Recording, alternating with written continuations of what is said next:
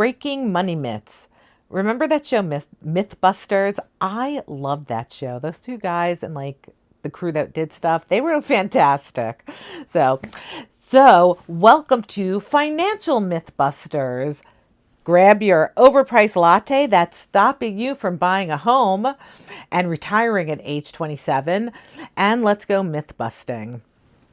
Hello, it's your friend Eva, and I'm in debt. No savings, no real retirement, and absolutely no business giving financial advice. But hey, here we are.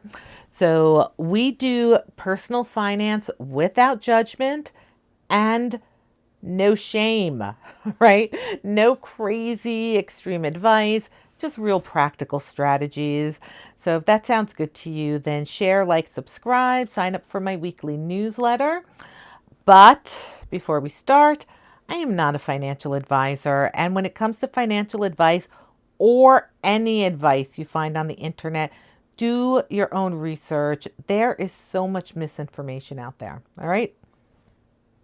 We are going to grab some of the most outdated, crusty old money myths by the collar or by the throat and toss them right out the window, okay? Because they're holding you back from building real wealth and living your life. All right, so you ready? Let's go. Myth number one, your daily latte is why you're broke. Ah, the classic latte factor. I swear this myth has more lives than a soap opera character, more than Erica Kane. Newsflash for you, your $6 oat milk latte isn't the reason you don't own a penthouse. The real culprits? High housing costs, stagnant wages, massive student debt loan, credit card debt, not investing early enough. All right, so let's say you get a latte 5 times a week. That's $1,560 a year. Nice chunk of cash. No one's saying it's not. That is not enough to buy a house or put down on a house. Let's say the house you want to buy is $300,000, which, FYI, housing in my area starts at $400,000, and that's for a 2-bedroom condo, 1-bedroom condo in a very sketchy area that needs work. And I'm not joking, all right? I am not joking at all. 20% down is $60,000, all right?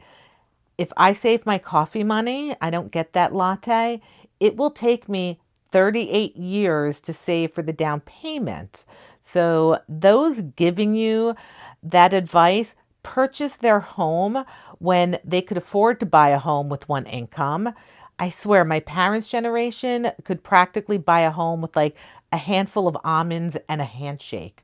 So don't listen to those who say, the reason you don't own a home is because you drink an oat milk latte. If that coffee brings you joy, put it in your budget. Enjoy every foamy sip and stop blaming the barista for your financial problems. It's not their fault. Myth number two, all debt is evil. No, not all debt's the same. Like, I'm just tired of extreme, like, good or bad, black or white, like the end. Like, no, there's gray. There is bad debt, high interest credit cards, for random Amazon hauls at 2 a.m. Sorry. But there is good debt, reasonable debt, like a mortgage, some student loan debt, maybe starting a business, but it does all have to be done wisely. Learning how to use debt strategically is powerful, and saying all debt is bad just keeps you scared and missing out on opportunities. Rich people use debt strategically, all right? So keep that in mind.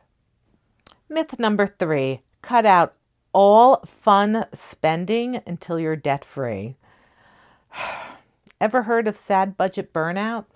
It's a real thing. And that's what happens when you try to live on nothing but like instant noodle and zero joy for years, which you won't make it past week 6, just so you know.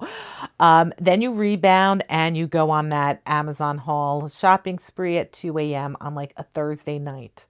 You know, it's like dieting. You live on like water and broth, and suddenly you're like face down at a all you can eat buffet. I wouldn't know what that's like. Anyway, a budget without fun is a budget that will fail. You need to include fun money, guilt free. You can't hate yourself into wealth, my friend. All right. So budget some some fun, please. Myth number four. Renting is throwing money away. Please. Renting gives you flexibility, fewer maintenance headaches, and sometimes even lower total costs. If buying a home is a good fit or a great fit that aligns with your goals, and you're ready for all the extra costs, repairs, taxes, surprise raccoon tenants. Side note, have you ever heard animal control capturing a raccoon? It is like blood curdling screams. Raccoons may be all like cute and sweet with their little masks, but you know what? They're actually mean and vicious animals. But anyway, um, yeah, so home ownership, not for everyone, and you really need to look into that to see if it's for you. Um, yes, long term, it's a good thing provided you haven't gone bankrupt because everything broke. So it's definitely something you need to really weigh the pros and cons for. Lastly, myth number 5, a savings account is enough for your future.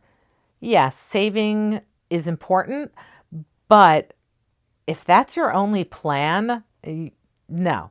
Inflation is just sitting around the corner. Actually, it's not. Inflation is here, eating your money's value, and you need to do something about it. You need to invest, even small amounts, even if you feel clueless. Your future self will thank you. Probably from sitting on a beach somewhere. But you know what? Seriously, you need to learn to invest. Please learn from a reputable source. Don't just give someone your money. Different brokerage houses like Fidelity, I don't know, Merrill Lynch. There's a couple of them out there. And actually, there's a lot of them out there. And they have webinars online. At least I know one of the ones I use does. Um, they actually have like weekly presentation and they're all saved so you can go back and look at them. Some are basic 101s type courses, two more complicated ones. And I highly recommend you doing them. And the brokerage houses actually want you to learn to invest. This way, you invest more of your money, they make more money, all right? Like that's basically it. And that's a good thing. Capitalism's good. No one's saying it's not. They provide a goods, a good service that's needed. So learn to invest. Again, check out some of the brokerage houses. You know, you can sign up with like $100 and you'll get the emails with, Wednesday at 10 a.m.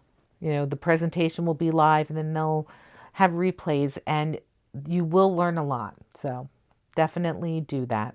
All right. So we busted some dusty myth, and hopefully gave you some new ways to look at your money. So, what money myths have you been told that you are ready to toss? So, let's help each other out. Put them in the comments. This way, we can all learn from each other because, that's, how I feel about that. That's really important. All right. So, thank you for hanging out with me today. And now go enjoy your latte. You have budgeted it into your budget and you have earned it. Drink your latte while watching a webinar on